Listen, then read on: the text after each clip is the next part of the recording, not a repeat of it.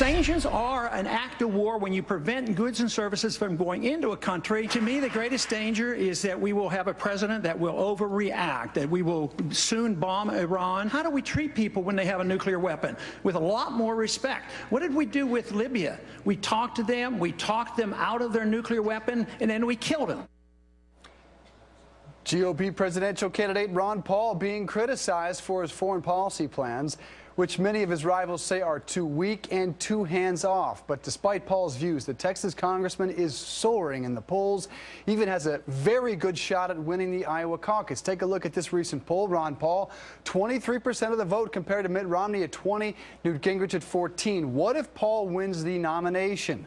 Let's ask Republican strategist and former advisor for the McCain-Palin campaign, Ford O'Connell. Good morning, Ford, and Merry Christmas. You say Ron Paul is, quote, dangerous. Voting for him would be a, quote, wasted vote. Why? Well, Merry Christmas, Dave. I do think it is, because I do think that once general election voters sort of get a whiff of Ron Paul's foreign policy, coupled with his sort of controversial newsletters, President Obama is pretty much all but guaranteed to win re-election.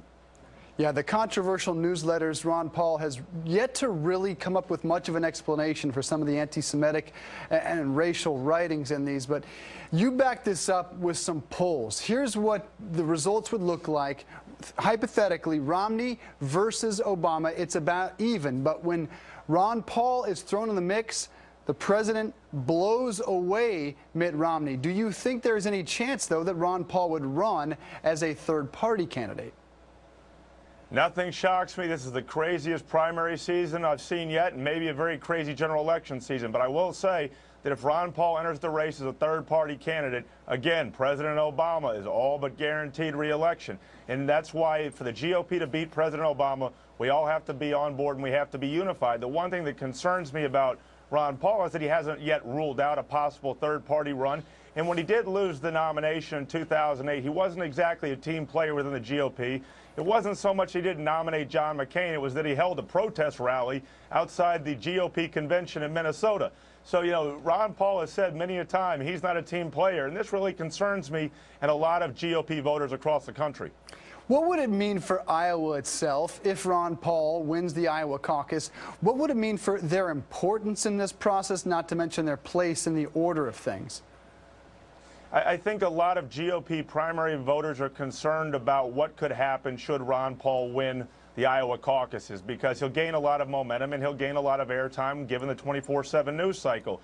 And I think a lot of folks right now, given Iowa's track record in the past of picking folks who don't go on to win the nomination, could eventually hurt, you know, future presidential nominees. And we may guess really what the order in the future should be and whether or not Iowa should lead off. You're most concerned, obviously, about Ron Paul's foreign policy stance. But what does it say, do you think, about the electorate, about the Republican Party, and about young voters who love this guy and who are out campaigning, knocking on doors, doing all the work that some other candidates don't have young people doing? What does it say about them that Ron Paul's doing so well?